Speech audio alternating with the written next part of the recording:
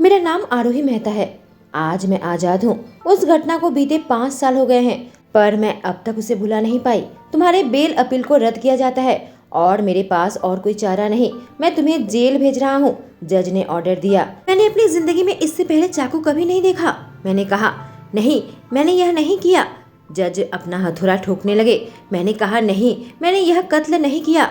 मेरी माँ बहुत ज्यादा बीमार है, प्लीज ऐसा मत कीजिए। पुलिस मुझे खींच कर ले जा रही थी। आज मुझे जेल से रिहा किया गया। मेरे ऊपर खून का इल्जाम था। अच्छे बर्ताव के लिए मुझे छोड़ा जा रहा था। मैं पुलिस के पास आई तो उन्होंने मुझे अपने सारा सामान पकड़ाया। लग रहा है आज तुम्हारा लकी दिन है। तुम कैसा महसूस कर रही हो? वह पूछा। ऐसा लग रहा है मुझे इंसाफ मिला। मैंने कहा। मैं जेल से निकलकर सीधे अपने मामा के पास आई। मेरे मामा मामी आपस में बैठकर शराब पी रहे थे। मैंने कहा, शरद मामा, मुझे आपकी मदद चाहिए। मेरे मामा कहे, आरोही आरोही, 1 मिनट, मुझे अनुमान लगाने दो। तुम्हें मेरी मदद चाहिए अपनी माँ को बचाने के लिए। मेरी मम्मी कही, तुम अभी अभी जेल से निकली हो और तुम पैसे मांग रही हो। तुम्हें जरा भी शर्म नहीं आती? आती है क्या? तभी मेरी कजिन बहन सामने आ गई। सोनिया कहने लगी, अरे अरे देखो कौन आया है। मेरी प्यारी कजिन बहन, हमारे परिवार का कलंक। मैंने कहा, महान बात तुम्हारे मुंह से निकल रही है। बस इसलिए कि तुम्हें अपराधी ठहराया नहीं गया, इसका मतलब यह नहीं कि तुम मासूम हो। मेरी कजिन मेरे करीब आई और मेरे गाल पर एक थप्पड़ मारा। अगर तुम्हें नहीं पता मुंह कैसे बंद करते हैं तो मैं भगवान की कसम खाकर कहती हूँ, मैं तुम्हारे टुकड़े टुकड़े कर दूंगी। सोनिया कही। उसकी माँ कहने लगी, सोनिया शांत हो जाओ, यह बस तुम्हें उकसा रही है। अपना कीमती वक्त इस कचरे पर बर्बाद मत करो। तभी मेरे मामा कहे, बस बहुत हो गया।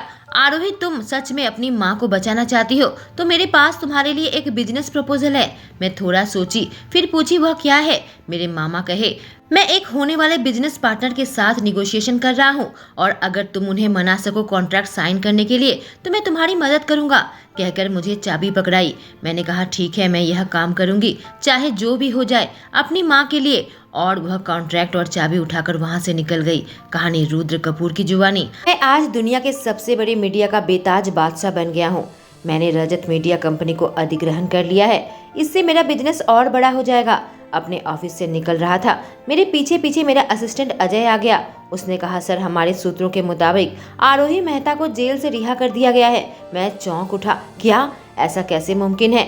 मुझे सारी जानकारी चाहिए उसके बारे में। मुझे तुरंत वह सारी जानकारी भेजो। मैंने निर्देश दिया। सर, हमें यह करने की जरूरत नहीं है, हम इसे नजरअंदाज कर सकते हैं। मेरे असिस्टेंट ने कहा, नहीं, मुझे यह करना होगा। सबसे बड़ी बात, वह मैं था जिसने उसे वहां भेजा था। मैंने कहा। उसने पूछा, तो अब क्या करना है? एक ड्रिंक आपकी सफलता को सेलिब्रेट करने के लिए। मैंने कहा, नहीं, होटल वापस चलते हैं, मुझे थोड़ा समय चाहिए सोचने के लिए। जब मैं अपने ऑफिस से अपने होटल पर लौटा, मुझे हैरत का झटका लगा जब मैं अपने बिस्तर पर एक अनजानी खूबसूरत हसीना को सोया हुआ पाया। माफ करना मिस, लड़की कोई जवाब नहीं दे रही थी। मैंने अपने असिस्टेंट को कॉल किया। हाँ सर, बताइए, वह कहा। जब मेरा कॉल रिसीव किया, अजय, क्या तुमने मेरे कमरे में किसी औरत को भेजा है? मैंने पूछा। उसने कहा, सर, मैं तो बस बार में आया हूँ एक ड्रिंक के लिए, मुझे कोई आइडिया नहीं है आप क्या बात कर रहे हैं। मैंने कहा, एक अजीब सी औरत मेरे बिस्तर पर है। उसने कहा, सर, मैं ध्यान रखूंगा। मैं फोन रख दिया। मैं बिस्तर के करीब आकर उस लड़की को मंत्र मुग्ध होकर निहार रहा था। उसे जगाने की कोशिश की तो उसने मेरा हाथ पकड़ा और मुझे बिस्तर पर खींच लिया। वह मेरे बिल्कुल करीब चिपक गई। मैं उसे अपने से दूर करने की कोशिश किया और उसकी नींद खुल गई। क्या तुम शरद के क्लाइंट हो? वह पूछी। मैंने कहा, नहीं, मैं इस होटल का मालिक हूँ। और तुम कौन हो? उसने कहा, यह बहुत ही अच्छा होटल है। मैंने कहा, मुझे लगता है तुम नशे में हो। मुझे लगता है। कहकर मैं उठने गया। उसने अपने हाथ मेरे सीने पर रख दिए और मैं तुरंत करक हो गया। मुझे बिस्तर पर वापस से सुला दिया। मैं तुम्हारा इंतजार कर रही थी। वह कही। मेरा इंतजार किस लिए कर रही थी? मैं पूछा। उसने मुझे बिस्तर पर लिटा दिया और मेरे ऊपर चढ़ गई और अपने नर्म होंठ मेरे होंठों पर रख दिए और मुझे चूमने लगी। आग से मत खेलो, मैं कहा। वह हटकर मेरे रिएक्शन को देखने लगी। उसकी आंखें तब बड़ी बड़ी हो गई जब मैं उसे नीचे किया और उसके ऊपर आ गया। मेरे दिल की धड़कन बेहद तेज हो गई। उसे पता रहना चाहिए उसने क्या किया। अभी मेरे एक हिस्से को जगा दिया जिसे मैं काबू करने की कोशिश कर रहा था। मैंने तुम्हें चुनौती देने की कोशिश की, मैंने कहा, और वह बिना पलक झपकाए खामोशी से मुझे देख रही थी। शर्म की लाली उसके गालों में फैल गई जो मेरे अंदर की जलती हुई आग में घी का काम किया। कोई जवाब नहीं दे रही थी। उसके करीब गया और उसके होठों को कब्जे में ले लिया। उसके होठों का स्वाद बिल्कुल स्वर्ग जैसा था, इतने मुलायम, ठीक घर जैसा। मैं उसे अपने करीब किया। उसका वजूद मेरे अंदर कांप रहा था। अपने हाथ उसके कमर पर रखा। जब वो मुझे दोबारा से चूमने लगी, मुझे लगा मैं इच्छाओं से फट जाऊंगा जो मेरे दिल में उसके लिए पैदा हो रही थी। उसने मेरी जीभ का स्वागत किया जब मैं उसके मुंह में खोजबीन करने लगा। उसकी मिठास मिश्री सी मेरे रज में घुल रही थी। उफ, अब खुद पर काबू करना नामुमकिन हो गया। मैं उसे हमेशा किस कर सकता हूँ। जिस चुंबन का जुनून के साथ आगाज हुआ था, उसकी गति धीमी हो गई। उसके मुंह में ही गरजने लगा। उससे दूर हटा। वो सवाल पूछने की दृष्टि से मुझे देख रही थी। उसके होंठ फूल गए थे। इससे अधिक किया तो मैं खुद पर काबू खो बैठूंगा और कुछ ऐसा कर गुजरूंगा जिसका कल तुम्हें अफसोस होगा। मेरा जबड़ा टाइट हो गया जब वह मेरे कंधे में अपने बाजू को लपेटकर मुझे करीब खींचने लगी। क्या तुम श्योर हो? तुम यह चाहती हो? मैं पूछा। उसके चेहरे के भाव मुझे बता रहे थे यह उस पर भी कितना अत्याचार किया। वह बिल्कुल खामोश थी। इससे पहले कि फुसफुसाती मैं चाहती हूँ, मैं निगलने लगा। मैं उसके दिल की धड़कनों को अपने सीने के खिलाफ महसूस कर सकता था, जो ठीक मेरे दिल की तरह जंगली तरीके से धड़क रहे थे। उसके होठों को हल्का सा चूमा, इससे पहले कि उसके गर्दन, उसके कंधे और उसकी ऊपरी सीने को चूमता। उसके उभरे हुए शिल्प तक पहुंचता। उसका स्वाद लेने लगा। वह सिसकी ले रही थी। उसकी सिसकी मेरी इच्छाओं को चरम तक पहुंचा रही थी। उसे नहीं मालूम वह किससे उलझ रही है। इससे पहले मैं कभी किसी को इस हद तक नहीं चाहा जितना आज उसे चाहता हूँ कि त्वचा मेरे स्पर्श के खिलाफ थर थर कांप रहे थे। जो सुख मैं उसे पहुंचा रहा था, ऐसा लग रहा था मैं दुनिया जीत रहा हूँ। चूमता हुआ उसके त्वचा के नीचे उतरने लगा, उसके पेट तक और नीचे। उसका स्वाद लेने लगा, उसकी इच्छाओं का। उसका सीना जोर जोर से ऊपर नीचे हो रहा था। मैं तुम्हें इतना अच्छा महसूस कराऊंगा कि तुम बस आज से मुझे ही याद रखोगी, मैं कहा। एक दूसरे को तीव्र दृष्टि से देख रहे थे। मैंने उसके गालों में अपने हाथ को रखे, उसे चूमना नहीं रोका। जब मैं उसके अंदर समा गया, कितनी परफेक्ट है। जल्दी ही हम दोनों एक दूसरे की गर्मी में खो गए।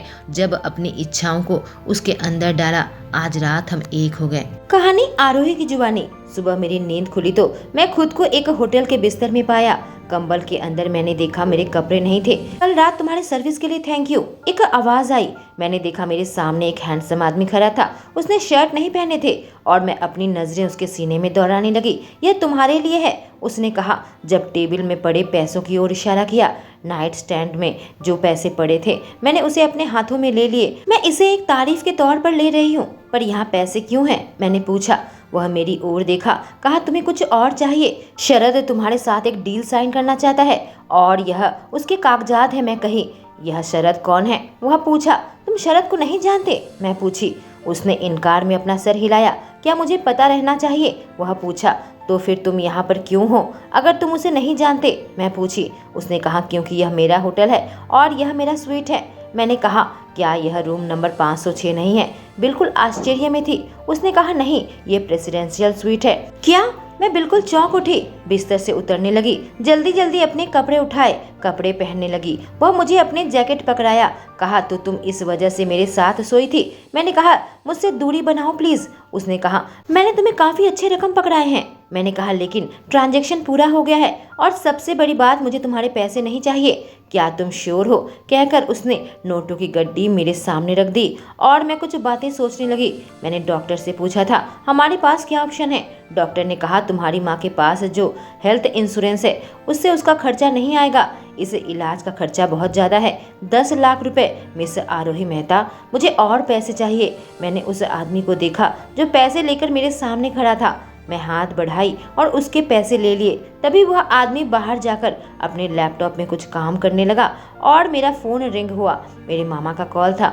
घबराहट से फोन रिसीव की। उधर से आवाज आई, मेरा पार्टनर पूरी रात तुम्हारा इंतजार करता रहा, आखिर तुम कहाँ मर गई हो? मुझे माफ करना मामा, मैं दरअसल कहने गई। मेरे मामा ने काटा, जल्दी से उसके पास जाओ। मैं जल्दी से उस क्लाइंट के दरवाजे के पास आई, नॉक की। खोला तो एक बूढ़ा सा आदमी मेरे सामने खड़ा था। तुम बाजारू औरत, मैं पूरी रात तुम्हारा इंतजार करता रहा, वह बदतमीजी से बोला और मुझे अंदर आने का इशारा किया।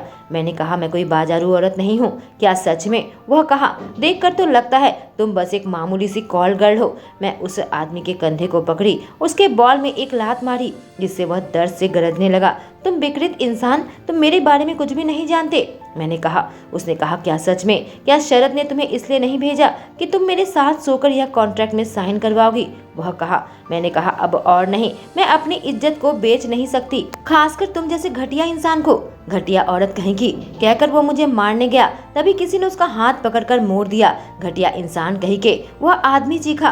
देखा तो कल रात वाला आदमी ही मेरे सामने खड़ा था। मिस्टर कपूर, आप यहाँ क्यों हैं? वह बूढ़ा आदमी उस आदमी से पूछा। मैं यहाँ पर क्यों हूँ? क्योंकि तुमने अभी मेरी औरत की बेइज्जती की, उसने कहा। बूढ़ा कहा, नहीं, मैं ऐसा नहीं करना चाहता था। मिस्टर कपूर ने कहा, तुमने उससे अभी बाजारू कहा, यह मुझे क्या बनाता है? बूढ़ा आदमी कहा, मुझे माफ कीजिए मिस्टर कपूर, मैं आपसे माफी मांगता हूँ। मिस्टर कपूर ने कहा, मुझसे माफी मत मांगो, इस लड़की से मांगो। वह बूढ़ा मुझसे माफी मांगने लगा। मिस प्लीज मुझे माफ कर दीजिए, यह दोबारा नहीं होगा। उसने बूढ़े के हाथ को छोड़ दिया और उसे दूर धक्का दिया। वह सोफे पर गिरा। मिस्टर कपूर अपने रुमाल से मेरे गर्दन को पोंछने लगा। तुम ठीक हो ना? कहीं तुम्हें चोट तो नहीं पहुंची ना? मैंने ना में सर हिलाया। फिर वह उस बूढ़े से कहा, तुमने उससे माफी तो मांग ली है, पर जो नुकसान हुआ उसकी भरपाई का क्या? उस बूढ़े इंसान ने मेरे कॉन्ट्रैक्ट को साइन कर दिया। कहा, क्या यह नुकसान की भरपाई के लिए काफी है? आरोही, इसे देखो। मिस्टर कपूर ने मुझसे कहा। मैं पेपर लेकर देखने लगी। हाँ, यह सही है, मैं कहीं। उसने बूढ़े से कहा, अब तुम जा सकते हो।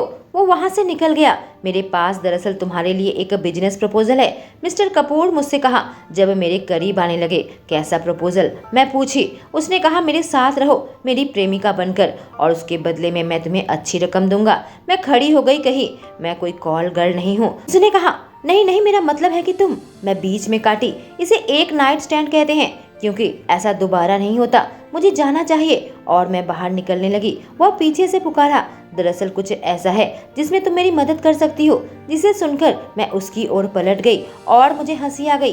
तुम पक्का मजाक कर रहे हो, मैं कही। उसने कहा, और तुम्हें ऐसा क्यों लग रहा है मैं कर रहा हूँ? मैंने कहा, क्योंकि तुम्हारे पास सब कुछ है, मेरे पास कुछ भी नहीं है। ऐसा कोई रास्ता नहीं कि मैं तुम्हारी मदद कर सकती हूँ। वह धीरे धीरे नजदीक आया, मेरे हाथों को पकड़ा और अगर मैं कहूँ कि एक तरीका है, वह मादक तरीके से फुसफुसाया, जिससे एक सनसनी मेरे रीढ़ की हड्डी से नीचे दौड़ी। मैं उसकी आंखों में झांकी और फिर उसके करीब आकर उसके गालों पर अपने लबों को रख दिए, उसे चूमा और उसके कान में फुसफुसाई। वन नाइट स्टैंड बस एक रात ही चलता है, लेकिन एक डेट से शायद तुम्हें किस मिल सके। मुझे जाना चाहिए, मैं उसकी आंखों में देखते हुए कही। मैं सीधे अपने मामा के पास पहुंच गई। उन पेपर्स को निकाल कर उनके हाथों में रखा। कहा, मैंने वह किया जो आपने मुझे करने को कहा था। मेरे मामा एनवेलप से कॉन्ट्रैक्ट निकाल कर पढ़ने लगे। अब आपकी बारी है कि आप अपने डील को पूरा करें, जैसा कि आपने वादा किया था। वादा? मैं तुमसे कोई वादा नहीं किया था, मेरे मामा ने कहा, जिसे सुनते ही मुझे गुस्सा आ गया। झूठे कहेंगे, आपने कहा था कि आप मेरी मदद करेंगे मेरी माँ को बचाने में। मेरे मामा कहे, मैं झूठा? तुम इस घर पर रह रही हो, तुम्हें खुद को खुशकिस्मत समझना चाहिए। मैं अपनी इज्जत को मिट्टी में मिला रहा हूँ तुम जैसे क्रिमिनल को अपने घर पर रहने देकर। तभी मेरी मामी आ गई। कहा, तो ये घटिया लड़की को पैसे दे रहे हो? नहीं, मैं इसे एक फूटी कौड़ी नहीं दी, मेरे मामा ने जवाब दिया। मैंने कहा, आपने मुझसे कहा था कि आप मेरी माँ को बचाएंगे, आपकी सगी बहन। तुम मांग नहीं सकती, कातिल कहीं की। मेरी मामी कही, अब मेरे घर से निकल जाओ। अगर आपने मुझे पैसे नहीं दिए तो मैं यह निश्चिंत करूंगी आपके पूरे परिवार को इसकी कीमत चुकानी पड़े। मैं धमकी दी। तुम मेरी माँ के साथ ऐसे कैसे बात कर सकती हो, भिखारी कहीं की। मेरी कजन सोनिया ने कहा। मैंने कहा, तुमने मेरे प्रेमी को मुझसे चुराया और झूठे कत्ल के लिए मुझे फंसाया। क्या तुम्हें लगता है तुम सुरक्षित हो? कहकर मैं उसके बालों को जोर से खींचा। तुम इससे बच नहीं सकती। मेरे मामा चिल्लाने लगे, हे भगवान आरोही, तुम बहुत दूर तक जा रही हो। मेरा एक्स बॉयफ्रेंड जो अब सोनिया के साथ था कहा, यह वैसी लड़की नहीं है जो ऐसे खतरनाक चीज करेगी। मैंने उससे कहा, तुम इस कातिल के प्रति इतने मोहित कैसे हो सकते हो? मेरे एक्स ने कहा, हमने ब्रेकअप इसके लिए नहीं किया था, हमने तुम्हारी वजह से ब्रेकअप किया था जब मेरी बहन उसके साथ चिपक कर खड़ी थी। तुम ही हो जो इतिहास को बदल रही थी और उसके बारे में झूठी कहानी रची थी। मैंने कहा, मुझे देखना चाहिए था तुम असल में कौन हो, एक डरपोक। आरोही, मेरे पापा ने पुकारा। मैं उन्हें देखी। मैं तुमसे कह रहा हूँ कि तुम इस परिवार को छोड़कर चली जाओ और इस घर को भी। अभी मैं अपने मामा के घर से निकल गई, सड़कों की खाक छानने लगी। मेरा फोन बजा, उठाया तो कहा, यह मैसेज आरोही मेहता के लिए है। तुम्हारी मम्मी की सर्जरी हो गई है, वह अभी रिकवरी रूम में है, तुम कल उनसे मिल सकती हो विजिटिंग आवर में। मैंने फोन रखा। शिट, मैं क्या करूं? मेरे पास इसके लिए पैसे नहीं है, मेरे पास अब घर भी नहीं है। अब मैं क्या करूं? और फिर अपने पर्स से वो पैसे निकाल लिए। क्या मैं इन पैसों का इस्तेमाल करूं?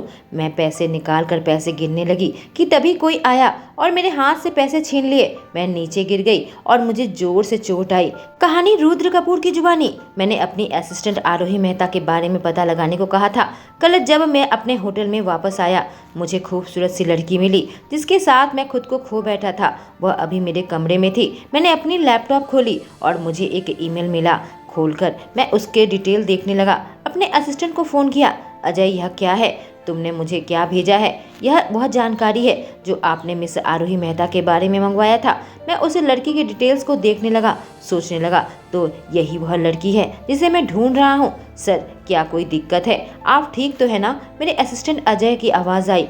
मैं चाहता हूँ तुम इस मामले में और जांच करो और उसके मामा के साथ जो रिश्ता है उस पर भी खोजबीन करो। और उसके बाद 502 नंबर रूम में गया उसे ढूंढने और उसकी हिफाजत की। मैंने उसके पास ऑफर रखा कि मेरी प्रेमिका बन जाए। उसने इनकार कर दिया और मेरे गालों को चूमा। एक डेट से शायद तुम्हें किस मिल सके। वह चली गई। कितनी दिव्य लड़की है। मैं घर पर बैठकर आरोही की डिटेल्स देख रहा था। मेरे असिस्टेंट का कॉल आया। कहा, सर, आपने जैसे कहा था मैं मिस आरोही का पीछा कर रहा था। ऐसा लग रहा है उसे घर से निकाल दिया गया है। मैंने कहा, उसका पीछा करते रहो। अगर उसे कोई मदद की जरूरत है तो जितने पैसे लगे फिक्र मत करना। फिर मैंने कहा, भूल जाओ जो कहा था। तुम उसका लोकेशन मुझे भेजो, मैं वहाँ पर खुद जाऊँगा। और तभी मैं उस आदमी के सामने खड़ा था जिसने आरोही से पैसे छीन लिए थे। तुम्हें क्या लगता है आज तुम्हारा लकी दिन है? वह आदमी चौंक उठा। कौन है वहाँ पर? मैं पीछे से उसके सामने आ गया। तुम कौन हो? वह पूछा। तुम यहाँ क्या कर रहे हो? मैंने कहा, तुम सोच रहे होगे कि यह तुम्हारा सबसे सुनहरा सपना है, लेकिन मैं तुमसे वादा करता हूँ कि यह तुम्हारा एक दुस्वप्न है। कहकर मैं उसके कंधे को पकड़ा और उसके पेट में एक मुक्का मारा और फिर उसके चेहरे को पंच करने लगा। वह जमीन पर गिर पड़ा और जैसे ही पैसों को हाथ लगाने गया, मैं उसके हाथ को कुचल दिया। वह जोर से चीखा। वह कराह रहा था। मैं पैसों को उठाकर वहां से निकल गया। हे कहकर मैं दौड़कर आरोही के पास आया। वह जमीन पर गिरी हुई थी। मैंने कहा, देखकर लगता है तुम्हें मदद की जरूरत है, और अपना हाथ आगे बढ़ाया। आ जाओ तुम, मैंने कहा जब उसने मेरे हाथ को पकड़ा और मैं उसे खड़े होने में मदद की। तुम कौन हो? वह पूछी। मिस्टर कपूर, तुम हमेशा मेरे सामने आ जाते हो सही समय पर। देखकर लगता है मैं तुम्हारा सिपाही हूँ, मैंने जवाब दिया, या फिर एक बैटमैन। और वह हंसने लगी। उसने कहा, जो भी हो तुम, थैंक यू। मैं वहां से चीखने की आवाज सुनी थी। क्या तुम ठीक हो? वह पूछी। मैं ठीक दुल्हन की तरह उसे उठा लिया। वह हंसने लगी। मैंने कहा, तुम्हें उस दूसरे आदमी को देखना चाहिए था। उसे उठाकर कार तक ले आया और फिर घर पर आया, उसे काउच में बैठाया। शायद अगली बार तुम्हें इसे और सुरक्षित तरीके से रखना होगा, कहकर मैं उसके पैसे उसे लौटाया। उसने कहा, माफ करना, अगली बार मैं ज्यादा ध्यान रखूंगी। मैंने कहा, नहीं, मुझसे माफी मत मांगो, तुम्हारी सुरक्षा मेरे लिए ज्यादा महत्वपूर्ण है, पैसे नहीं। मैंने उसके घुटनों को देखा। उसके घुटनों में खून आ रहा था। मैंने तुरंत उस पर दवाई लगाना शुरू कर दिया। वह हल्की हल्की दर्द से सिसकी ले रही थी। लो, यह हो गया, कहकर मैं उसे बैंडेड लगा दिया। उसने मेरे हाथ को पकड़ लिया। क्या तुम्हें चोट लगी है? वह मेरे हाथ में लगे खून को देखकर कही। हाँ, मुझे चोट लगी है, लेकिन यह मेरा खून नहीं है, मैंने कहा, जिससे वह थोड़ी सी बिदक उठी और मेरा हाथ छोड़ दिया। मुझे माफ करना, मैं तुम्हें डराना नहीं चाहता था, मैं कहा। उसने कहा, नहीं, मुझे खुशी है कि तुम्हें चोट नहीं लगी है। जब मेरे हाथों को पकड़ लिया। हाँ, मुझे भी खुशी है कि तुम्हें चोट नहीं आई, मैंने कहा। मैंने उसे वाइन का गिलास पकड़ाया। हम दोनों वाइन पीने लगे। मैंने कहा, तुम्हें पता है, आखिरी बार जब तुम्हें वाइन पी रही थी हमने बहुत अच्छा समय बिताया था, वह कही, और यह बहुत अच्छी वाइन है। मैंने कहा, तो आरोही, मुझे अपने बारे में कुछ बताओ, जैसे कि तुम सड़क पर कैसे आ गई। वो वाइन का गिलास नीचे रख दी। कही, मुझे फिलहाल इस बारे में बात करने का जरा भी मन नहीं है। मैंने कहा, ठीक है, फिर मेरे बारे में बात करते हैं। मैं अभी उस वक्त के बारे में सोच रहा हूँ जो हमने साथ बिताए थे। वो बहुत ही कमाल का था। मैं उसे देखते हुए कहा, पूरे सम्मान के साथ कहूंगी, वह खत्म हो गया है, उसने कहा। मैंने अपना ग्लास टेबल पर रखा और उसकी ओर देखा। आरोही, मुझे पता है तुम जेल गई थी, और यह भी जानता हूँ कि तुमने वह कत्ल नहीं किया था। उसे जांचने लगा। वह शराब की बोतल पकड़ने गई कि फिसल गई और मेरे ऊपर सीधे आकर गिरी, और वहां से सब कुछ स्लो मोशन में चलने लगा। मैंने धीरे से अपने हाथ को उसके गाल पर रखे और उसके होठों को देखने लगा। वह बिल्कुल स्तब्ध रह गई। मैं धीरे धीरे उसके करीब आने लगा, फिर उसके गालों को चूमा। तुम बहुत दयालु हो, तुम मेरे कमरे में रह सकती हो, मैं सोफे पर सो जाऊंगा, मैं उससे कहा। जब उसके रिएक्शन को देख रहा था वो जल्दी से मेरे ऊपर से उठ गई और थोड़ी अलग हटकर बैठ गई। मैं भी सोफे में उसके साइड में बैठा। क्या तुम्हारे घर में गेस्ट रूम है? वह पूछी। मेरे इस घर में कोई गेस्ट रूम नहीं है, मैंने कहा। पर यह कैसे संभव है इतने बड़े घर पर? वह पूछी। क्योंकि मेरा कोई गेस्ट नहीं है, मैंने कहा। गुड नाइट आरोही, उसने कहा। Good night Rudra. रात में सोते हुए मुझे बुरे बुरे सपने आने लगे। उस कत्ल की जगह पर पहुंच गया था। नहीं नहीं, प्लीज प्लीज मोनिका, मुझे छोड़कर मत जाओ, प्लीज प्लीज, मैं बड़बड़ाया। जब सुबह उठा मेरे सर पर पट्टी थी। किचन से आवाज आई, देखा तो आरोही कुछ नाश्ता बना रही थी। मैं उठकर उसके पास आया, पूछा यह सब क्या है? उसने कहा कल रात तुम्हें बुखार आया था, तुम्हें कुछ खाना होगा। मैं पूछा तुमने पूरी रात मेरी देखभाल की? उसने कहा हाँ, तुम्हारा बदन गर्मी से जल रहा था, उस पर काबू पाना बहुत मुश्किल था, तुम्हें अपने स्वास्थ्य का बेहतर ध्यान रखना चाहिए। मैंने कहा देखो, इसी वजह से मैं चाहता हूँ कि तुम मेरे साथ रहो, क्योंकि मैं एक बैचलर लाइफ जी रहा हूँ। उसने कहा लेकिन तुम बैचलर नहीं हो रुद्र, मैं तुम्हारे कमरे में वह तस्वीर देखी है। मैं हैरत में था। पूछा कौन सी तस्वीर? तुम और मोनिका, तुम दोनों साथ में कमाल के लगते हो, वह कही। और अचानक से मैं उदास हो गया। मोनिका मेरी गर्लफ्रेंड नहीं है, दरअसल वो मेरी बहन है, उसका कत्ल कर दिया गया, मैंने उससे कहा। उसने कहा मुझे माफ कर देना, मुझे नहीं पता था। मैंने कहा कोई बात नहीं, मैं समझ सकता हूँ। और फिर हम दोनों एक साथ जूस के ग्लास में हाथ बढ़ाया। एक पल को एक दूसरे की आंखों में खो गए थे कि अचानक से मेरे हाथ से वह ग्लास टकराया और जूस लुढ़क कर सीधे उसके कपड़ों में गिर गया। वह चौंक उठी। ओह मुझे माफ करना, मैं उसके कपड़ों को देखकर कहा। उसे देखकर नहीं लगता यह निकलने वाला है। उसने कहा मुझे आज कुछ जरूरी काम करना था। मैंने कहा मैं तुम्हारे कपड़ों को धोकर सुखा देता हूँ और तुम फिलहाल के लिए मेरे कपड़े पहन सकती हो।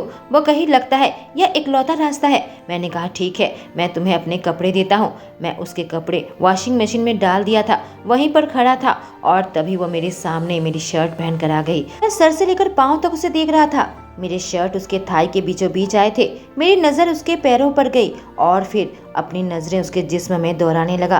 कहा तुम रोशनी की उज्जवल किरण लग रही हो। उसके करीब आ गया। कहा तुम नीचे जाकर क्यों न बैठती जब तक मैं तुम्हारे कपड़े को सुखाता। कहते कहते हम दोनों धीरे धीरे एक दूसरे के नजदीक आते गए। हमारे होठों के बीच में दूरी कम होती चली गई और फिर वह लम्हा जब मैं उसके होठों पर अपना दावा बोला, उसके होठों को चूमा, वो मुझसे दूर हटी। वो मुझे देखकर मुस्कुरा रही थी। नीचे चली गई। तभी नीचे से बेल बजने की आवाज आई और आरोही मुझे आवाज दे रही थी। मैं नीचे आने लगा कि मुझे सुनाई दिया। आरोही ने दरवाजा खोला। एक जानी पहचानी आवाज मेरे कानों में आई, तुम कौन हो और रुद्र के घर पर क्या कर रही हो? प्रिया आरोही से पूछी। मैं इस घर में मेहमान हूँ, वह कही। जब आरोही की जोर से चीखने की आवाज आई, तुम्हें पता भी है मैं कौन हूँ? मैं रुद्र की मंगेतर हूँ, तुम गंदी घर तोड़ने वाली लड़की। वह आरोही के ऊपर भड़की। तभी मैं दौड़कर वहाँ पहुँचा। किसने कहा मैं तुम्हारा मंगेतर हूँ? और फिर मैं आरोही को देखा जो अपने सर को रगड़ रही थी। मैं उसके करीब आया, उसके गालों पर हाथ रखा। कहा क्या तुम ठीक हो? उसने तुम्हारे साथ क्या किया है? प्रिया कही रुद्र हमारी शादी होने जा रही है, तुम मेरे साथ ऐसा बर्ताव नहीं कर सकते। मैंने कहा यह मेरी माँ का आइडिया है, मेरा नहीं। प्रिया कही रुद्र तुम्हें इसकी कीमत चुकानी पड़ेगी, मैं तुम्हारी माँ को सब बात बताऊंगी। और चली गई। आरोही मेरे सामने कराह रही थी। मैंने कहा तुम्हारे सर पर चलो बर्फ का पैक लगाता हूँ। सोफे पर बैठी हुई थी। मैं पैक लेकर उसके पास आया, अपने हाथ उसके खुले थाई पर रखा और उसे बर्फ का पैक लगाने लगा। उसे देखकर कहा मुझे तुम्हें इस खतरे में नहीं डालना चाहिए था। वह हंसने लगी। कही तुम उस औरत को खतरनाक कह रहे हो, अगर तुम भूल गए तो मैं जेल में थी। अपनी उंगलियां उसके थाई में चलाने लगा।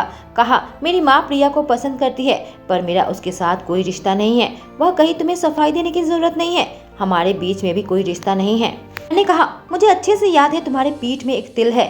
कहकर मैं हंसने लगा। वह भी हंसने लगी। कहीं रुक जाओ, मैंने पहले ही तुम्हारे डील को ना कहा है। मैंने कहा तुमने यह भी कहा है कि हम फिर से किस कर सकते हैं। उसने कहा नहीं, मैंने कहा था कि तुम मुझे डेट पर ले जा सकते हो और तुम्हें हो सकता है एक किस मिल जाए। मैंने कहा हाँ बिल्कुल ठीक, पर हमारी केमिस्ट्री बहुत अच्छी है। कहकर मैं अपने हाथ से उसके बालों को उसके कान के पीछे किया। उसके बालों को सहलाता हुआ उसके गाल में अपना अंगूठा रगड़ने लगा। जब मैं उसके होठों को देख रहा था, क्या तुम्हें नहीं लगता मैं अपनी उंगली उसके गर्दन पर चलाने लगा।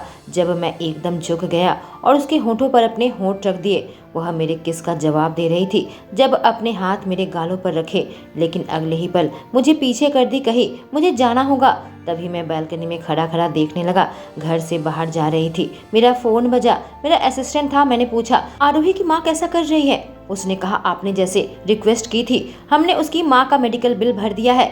बहुत अच्छा किया, मैंने कहा जब वो फोन काट दिया। कहानी आरोही की जुबानी। मैं अस्पताल आई हुई थी, अपनी माँ को देख रही थी, तभी कमरे में डॉक्टर आ गए। कहे तुम्हारी माँ की हालत अब स्थिर है, और रहा सवाल उनके मेडिकल बिल का, तो तुम्हें उसके बारे में फिक्र करने की जरूरत नहीं है।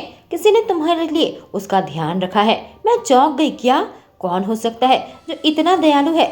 डॉक्टर ने कहा, अस्पताल का अपना गोपनीयता की पॉलिसी है, मैं उसका नाम तुम्हें नहीं बता सकता। मैंने डॉक्टर से कहा, डॉक्टर साहब प्लीज उसका पता बता दीजिए, मैं खुद उसका शुक्रिया अदा करना चाहती हूँ। डॉक्टर ने कहा, आरोही मैं वो भी नहीं कर सकता जो मैं कर सकता हूँ, तुमसे कह सकता हूँ वह शख्स तुम्हारे बारे में सच में फिक्र करता है। डॉक्टर चले गए। मैं अपनी माँ से बात करने लगी। माँ तुमने सुना, तुम ठीक हो जाओगी। मैं मुस्कुरा रही थी, तभी कमरे का दरवाजा खुला और मेरा एक्स बॉयफ्रेंड कमरे के अंदर आया। आरोही मैं तुमसे मिलना चाहता था। मैं चौंक उठी। सुरेश तुम यहाँ पर क्या कर रहे हो? के हाथों में एक फूलों का गुलदस्ता था। उसने कहा, मैंने सोचा मैं तुम्हारे साथ सुलह कर सकता हूँ। मैंने उससे कहा, थैंक यू सो मच, मेरी माँ के अस्पताल के बिल भरने के लिए। मैं वादा करती हूँ मैं सारे पैसे तुम्हें वापस कर दूंगी। वह चौंक उठा। कहा, मैंने तुम्हारी माँ का खर्च नहीं भरा है, वह तुम नहीं थे। मैं कही, अगर तुम पूछती तो मैं खुशी खुशी तुम्हारी मदद करता। वह कहा, लेकिन मैंने कहा, अगर वह तुम नहीं हो तो तुम्हें यहाँ से जाना चाहिए। तभी दोबारा से कमरे का दरवाजा खुला और मेरी कजन सोनिया अंदर आ गई। तुम दोनों यहाँ साथ में? सुरेश तुम यहाँ क्या कर रहे हो? वह पूछी। मैं उसकी माँ से मिलने आया था। उसने कहा, क्या ऐसी बात है तो तुम दोनों हाथ पकड़े हुए क्यों थे? मेरी बहन कही, अगर वह मर रही है तो उसे फूल दो और निकल जाओ। मुझे गुस्सा आ गया। तुम मेरी माँ के बारे में ऐसे बातें कैसे कर सकती हो? अगर तुम्हारी माँ को पता चला तुम उसे बचाने के लिए कॉल गर्ल बन गई हो, क्या सोचेगी तुम्हारे बारे में? मेरी बहन कही। मैंने कहा, मैं कोई कॉल गर्ल नहीं हूँ। मेरी बहन कही, बहाना बनाना बंद करो, मैं तुम्हारे गले पर लव वाइट देख सकती हूँ, तुम कुछ और नहीं बल्कि एक बाजारू लड़की हो। मैं गर्दन पर हाथ रखी। मैंने कहा, वह मेरे बॉयफ्रेंड के साथ है। सुरेश कहने लगा, तुम्हारा बॉयफ्रेंड है? मैं पूछी। तुम अबाक रह गए। तो क्या तुम्हें विश्वास नहीं कर पा रहे हो कि मैं तुमसे बाहर निकल आई हूँ? अपने क्लाइंट को खुश करना कोई अच्छा रिश्ता नहीं है। मेरी बहन मेरा हाथ पकड़कर खींची जब मैं कमरे से बाहर जाने लगी। और सबसे बड़ी बात, मुझे नहीं लगता तुम जैसी खूनी के साथ कोई डेट करेगा, वह कही। तभी पीछे से रुद्र चिल्लाया, उससे अपने हाथ हटाओ, नहीं तो वह आखिरी चीज होगी जो तुम छुओगी। वह मेरे एक्स बॉयफ्रेंड के सामने आकर अपना हाथ बढ़ाया। कहा, मैं रुद्र माथुर हूँ, मेरा नाम सुरेश है। कहकर वह हाथ मिलाया। मेरी बहन कही, रुद्र माथुर? माथुर मीडिया से? रुद्र सुरेश से कहा, मैं तुम्हें जानता हूँ, तुम आरोही के एक्स बॉयफ्रेंड हो, वही हो ना जिसकी पसंद एकदम बेकार है। कहकर वो मेरी सौतेली बहन को देखने लगा। प्लीज मेरी सौतेली बहन हंसी और फिर रुद्र से कही, यह कपूर परिवार का हर सदस्य तुम्हारी तरह बदतमीज है। रुद्र ने कहा, गलतफहमी मत पालो सोनिया, हमारे परिवार में सब लोग बहुत नम्र हैं, पर यह एकदम व्यक्तिगत है। मेरी सौतेली बहन मुझसे कही, तो तुम्हें अपना खरीदार मिल गया। रुद्र कहा, आरोही मेरे साथ रह रही है, पर मेरी मिस्ट्रेस बनकर नहीं बल्कि मेरी मंगेतर बनकर। मेरी बहन कही, नहीं तुम मजाक कर रहे हो ना? चलो जब सब कुछ साफ हो गया है, क्यों ना मैं सब कुछ सही करूं? रुद्र कहा। मैंने कहा, रुद्र भूल जाओ, मैं बहुत थक गई हूँ, इन्हें जाने दो। ठीक है चलो चलते हैं। वह मेरे कंधे पर हाथ रखा और हम दोनों वहाँ से निकल गए। मैं उसे बर्गर खरीद कर दी। हम दोनों पार्क में चल रहे थे। उसने कहा, मैं तुम्हें और कहीं अच्छी जगह ले जाना चाहता था। मैंने कहा, देखो मैं तुम्हें इतना ही दे सकती हूँ ताकि तुम्हारा शुक्रिया अदा कर सकूं। उसने कहा, देखो मैं नहीं चाहता तुम मेरे लिए पैसे खर्चो, मैं बस तुम्हारा समय चाहता हूँ, लेकिन मैं चाहती थी बस इसके मजे लो, ठीक है ना? मैंने कहा। उसने पूछा, क्या तुम्हारे पास आज की रात रुकने के लिए कोई जगह है? तुम्हें पता है ना तुम हमेशा मेरे साथ रह सकती हो। मैंने कहा, नहीं मैं ठीक हूँ। उसने कहा, तुम्हें हमेशा स्वाभिमानी होने की जरूरत नहीं है। मैंने कहा, नहीं नहीं ऐसी बात नहीं है, तुम्हें पहले ही मेरे लिए बहुत कुछ किया है। तभी मेरा फोन बजा। वह देखा और फिर कहा, मुझे जाना होगा, और वह चला गया। मैं अपनी सहेली नूतन के पास आई। हम दोनों कॉफी पी रहे थे। वह मुस्कुरा कर कही, तुम कैसा कर रही हो और तुम्हारी माँ कैसी है? मैंने कहा, मेरी माँ ठीक है, मेरे पास कोई काम नहीं है, जेल से निकलकर मुझे बहुत मुश्किल हो रही है। उसने कहा, मेरे ऑफिस में पोजीशन है, क्यों ना तुम अप्लाई करो, मैं तुम्हें लेकर चलूंगी। उसकी बात सुनकर मैं मुस्कुराने लगी। उसके ऑफिस में इंटरव्यू देने गई और फिर फिर मुझे यह नौकरी मिल गई। मेरे पास कोई कॉलेज की डिग्री नहीं है, फिर भी मुझे यह नौकरी मिल गई। मैं बेहद खुश थी। अपनी सहेली के साथ यहाँ काम कर रही हूँ। लगता है मेरी जिंदगी की नई शुरुआत होने जा रही है। कहानी रुद्र की जुबानी। मेरे असिस्टेंट कॉल कर रहा था। मैंने उठाया, पूछा अजय क्या बात है। उसने कहा बॉस, हमारे लोगों ने डैश कैम की फुटेज निकाल ली है क्राइम सीन से। आपको यकीन नहीं होगा उसमें क्या है। मैंने कहा सीधे पॉइंट पर आओ। सोनिया मेहता 100% उसने आपकी बहन को मारा है, मिस मोनिका कपूर। आज मैं अपने ऑफिस में बैठा हुआ था, अपने डिपार्टमेंट एग्जीक्यूटिव को फोन किया, पूछा कैसा रहा इंटरव्यू। उसने कहा उसे शक नहीं हुआ है, हमने उसे काम पर रख लिया है। मैंने कहा आरोही को ज्यादा काम मत देना और उसे पता नहीं चलना चाहिए इसके पीछे मैं हूँ। आखिर वो मेरे साथ क्या कर रही है, और सबसे बड़ी बात मैंने तुम्हारे साथ क्या किया। जो राज मेरे सीने में दफन है वो मुझे बस दर्द पहुंचा रहा है। मैं तुम्हें खोना नहीं चाहता, अपनी गलती को सुधारना चाहता हूँ। आरोही तुम मेरी हो। दोस्तों, किस्मत ने रुद्र और आरोही को आपस में मिलाया है, पर उनके अतीत का ऐसा कौन सा राज है जो उनके भविष्य को तहस नहस कर सकता है। जानने के लिए इस कहानी के अगले भाग में मेरे साथ बने रहें। Thank you.